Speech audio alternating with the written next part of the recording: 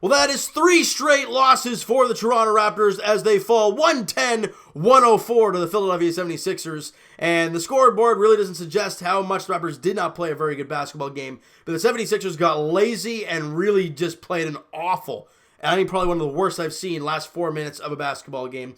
As Raptors came back, but it came up short as they were down by a ton there in that fourth quarter. All right, now let's get to this game, and we're going to go quarter by quarter here before we talk about independent things that happened in this game. First quarter, 27-22 Philly. It was a really weird end of the first quarter, and the Raptors stuck 5 at the end of 1.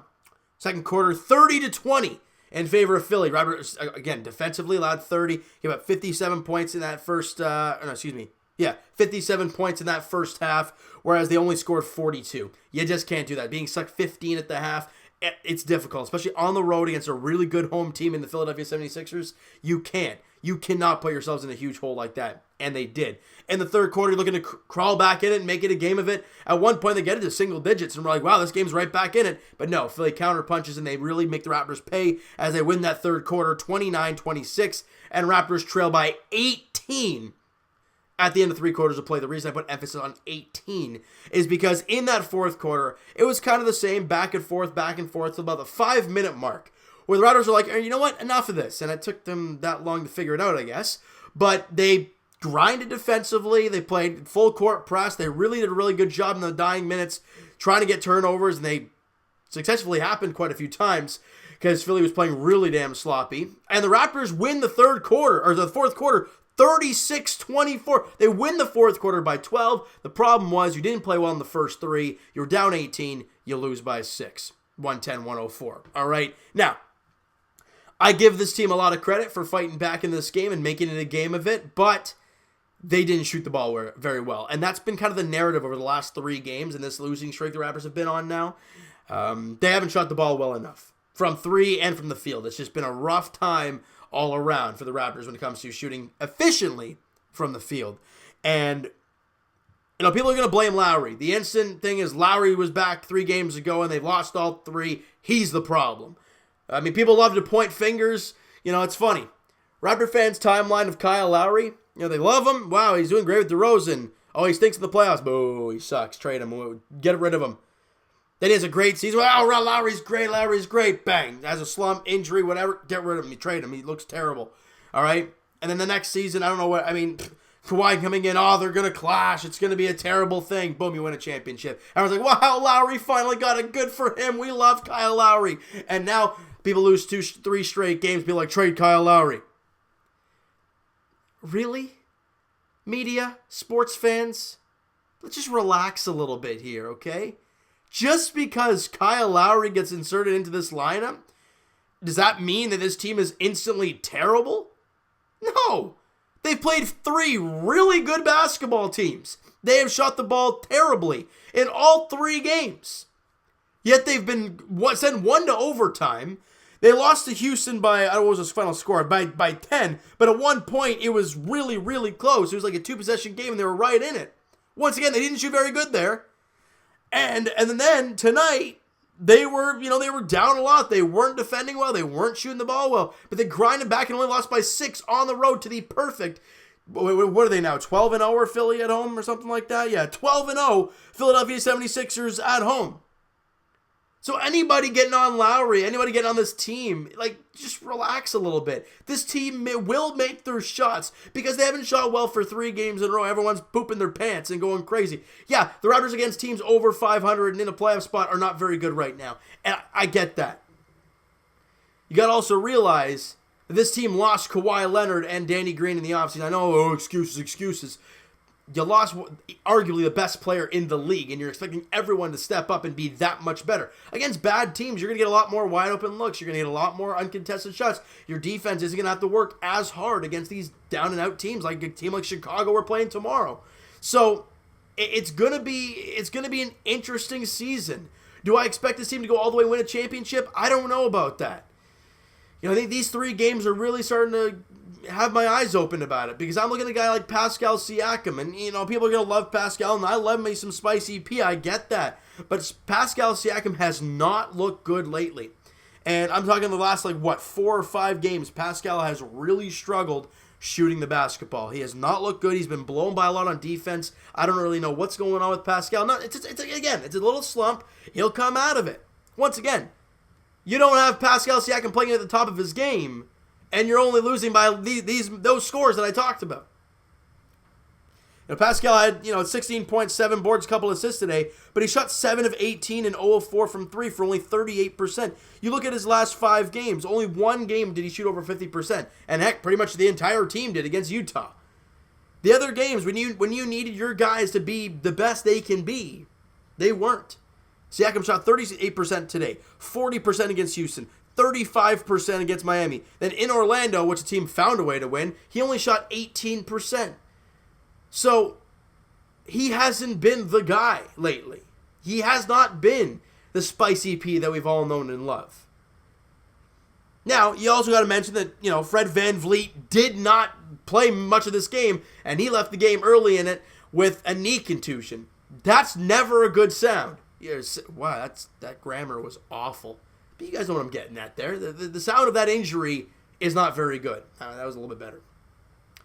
Anytime, he only played 12 minutes, did Freddie. If they had him the entirety of this game, who knows what would have happened. But he wasn't there, and the Raptors lost. They did not play a very good first 3 quarters, and you try to crawl back, but it was too big, too late in this game. The team as a whole didn't shoot the ball well. 43% from the field, 33% from 3. Yeah, they were 85% from the line, 17 to 20, which is pretty good. I'd say anything over 80, you're doing a good job. But Philly shot 50% from the field, 44% from 3. They had 14 threes, 3 more made threes than the Toronto Raptors did. And free throws were about even, one difference. They had one more attempt, but one more miss. So that's just kind of it wasn't really a big difference there, but it's a make or miss league, guys, and the Raptors did not make enough shots today. That's the story of it. They crawled back, they made a game of it. That's awesome, but they just did not play hard enough. Rebounds, I thought it was going to be an issue. It wasn't.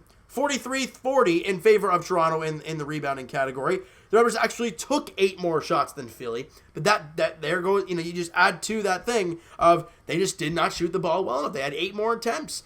They made 2 less shots. They didn't shoot the ball well enough. Offensive boards, Raptors won that category, 13-6. That's an incredible job. Problem was, you weren't making shots. 21 assists for the Raptors. They had 31. They were moving the ball extremely well, obviously. A lot of extra passes to get better open shots, and they were knocking down those shots. That was the issues today. 11 steals for the Raptors and 5 blocks. They had 7 steals and 5 blocks. Raptors turned the ball over 17 times. That's way too many. And they turned the ball over 16 times. A lot of those late in the ball game when they started to get really sluggish and really awful looking. Now, points in the paint, Raptors won by 14. Second chance points. Look, when you get the offensive rebounds, you're going to win a lot of ball games that way. 20-8 were the second chance points for the Raptors. Problem that we had today is the fast break points. Raptors are one of the best teams in basketball. So are Philly in the fast break. Now, they were +7, 26-19.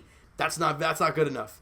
The team's got to get out on defense and run. But the problem was they weren't missing shots, so it's hard to get out and run and get fast break points.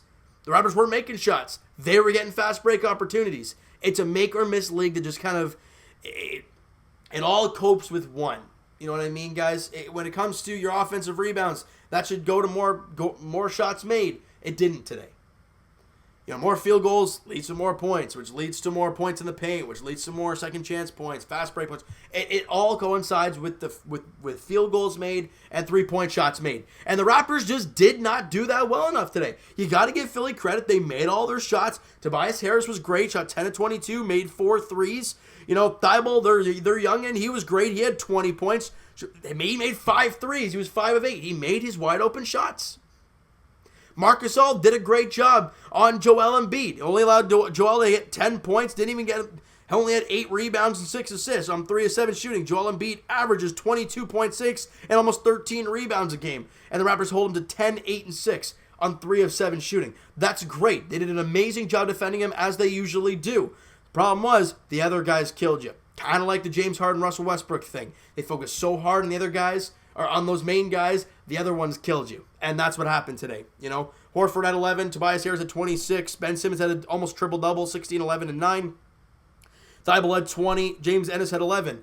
Where the Raptors, yeah, they had guys in double figures. Siakam had 16, but as we talked about, only shot 38%. The guy that I liked, and the guy that I thought was fantastic, was OG Anunoby. But the problem with OG that we've had all year long is the guy doesn't take enough shots. He just does not shoot the ball well enough. He doesn't shoot the ball enough. This is the first game all year that he took 14 shots. You know what happened? He shot 8 of 14, had 19 points, 11 rebounds, a couple assists, 2 of 4 from 3, had 1 free throw, made that free throw, had 5 steals and a block. OG was awesome.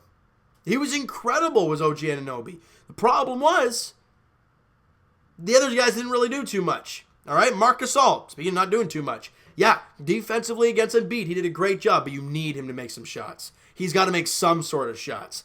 He had no points, a goose egg for Marc Gasol, 4 rebounds, 3 assists on 0 of 6 shooting, 0 of 4 from 3. Didn't make a free throw, had a block in the game, but that was about it. He contained Embiid. He did what he needed to do. What the heck was that? He did what he needed to do, but he just did not make shots. He was 0 of 6. That's a hard one to do right there. And he did that today.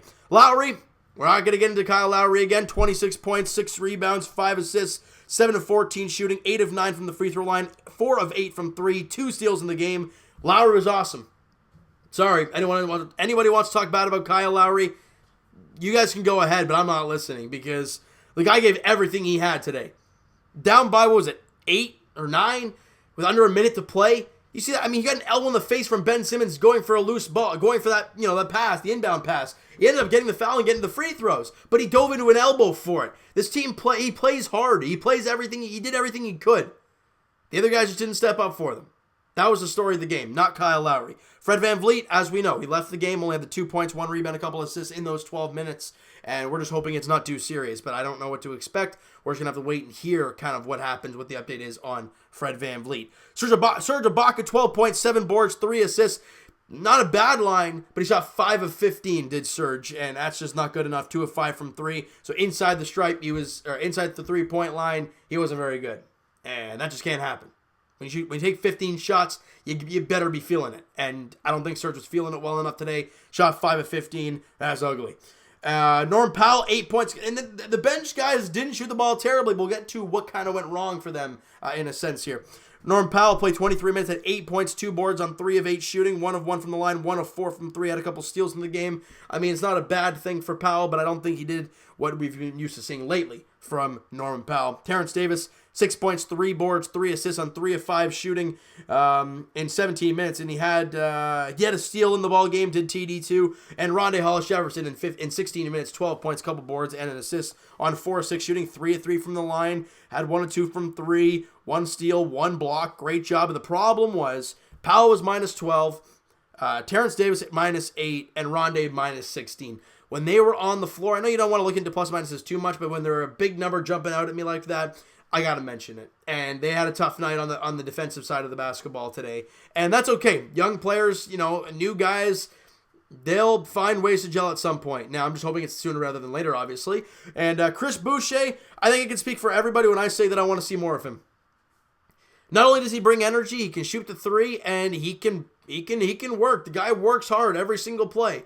And with Serge Ibaka fouling out, and with Serge Ibaka, not shooting very well, you saw one spurt of Chris Boucher in 4 minutes. He had 3 points, made 1 shot, made the only 3 that he took. Yes, he was minus 3 in those 4 minutes, but again, he's a guy that I want to see a little bit more of. I mean, I don't know what to expect of Chris Boucher, but when he's hot, and he can give you a double-double nightly, and that's something I want to see a little bit more of from the Raptors and Nick Nurse. To see a little bit more Chris Boucher, but it's so hard when you have guys like Gasol and guys like Ibaka in front of him. It's hard to find minutes for Chris Boucher, because if you give more minutes to him than Ibaka, people are going to lose their mind, and I get that.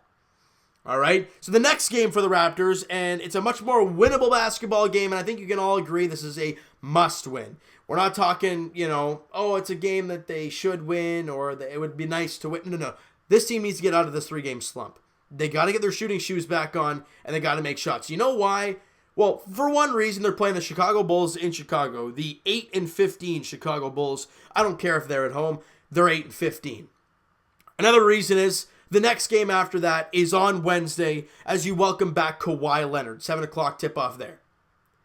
You want to be feeling good going into that game. You do not want to go into that game having lost 4 straight. So if I'm the Raptors, you put this game behind you today. You credit this team for what they did in the last 5 minutes of this game by not giving up and fighting back, but you move on to the next one. And you move on to Chicago, and you do a job. I understand this team against good teams haven't been very good, but they will come. It will happen. They will get better. It's all about time. It's all about growing, and it's all about staying healthy. Freddie, fingers crossed, bud. Hopefully you're okay pretty quickly. All right, so you know what, guys? That is going to do it for this one. If you guys enjoyed the video and didn't really enjoy the game mostly in this one, smack that like button to appreciate that. Hit the subscribe button if you guys have not already. Comment down below your thoughts on the game, your thoughts on the video. What were your thoughts on the Raptors' play today? Do you think losing Fred VanVleet was an integral part to this loss? I think it was a fairly large part. What were your thoughts on the last 5 minutes of this basketball game? The Raptors, Philly was sleeping from the final 5 minutes to the end buzzer. I mean, they were awful. What do you think of the Raptors kind of fighting back and making it a 6-point ball game? Yes, they lost, but is that kind of a moral victory you want to take from this one? Let me know in the comments below, guys. Go crazy with this team. We've been hearing a lot of rumors with this team about being interested in players, and I think Masai Ujiri might be thinking about wheeling and dealing. So it's gonna be very interesting to see what happens over the next few months with that. And if you guys have any ideas with that, let me know in the comments below. And look at this, guys. I mean, this is what I'm talking about. Now, I'm not saying this is the way it's going to finish, but you look at Dallas, the Mavericks, and I'm really quickly, they're losing right now by 9 points to the Sacramento Kings in Dallas. Let me put it into perspective for you guys. The Dallas Mavericks are 16-6 and crushing every team they see. Sacramento 8-13. They've lost 3 straight games. They're not playing well. Okay, now it's a 6-point game now. So if they end up winning, then never mind. It's all over. But the fact that this is happening right now, it happens. People go through tough stretches. People go through tough times. It's a matter of how you get out of it and how long are those stretches. That's the real thing. And do you kind of, Raptors lost 3 straight, but do they get right back in the win column on, tomorrow night? And do they go on a streak after that? We're going to have to wait and see how it all plays out, though, all right? So, guys, Twitter is down below for myself. Follow up, send me a DM, do all that great stuff. Also, the Patreon account is down below, so if you guys want to sign up and are interested in that, link is in the description below. Please go follow up, sign up, do all that great stuff down there. And I'll talk to you guys in Leafs edition on Tuesday night as they're in Vancouver taking on the Canucks 10 o'clock puck drop there in Vancouver as the Buds look for back-to-back games. They look to build off that really good contest yesterday against the St. Louis Blues, all right, as they head to Vancouver on Tuesday. Frederik Andersen, Jacob Markstrom are the expected goaltenders in that game on Tuesday.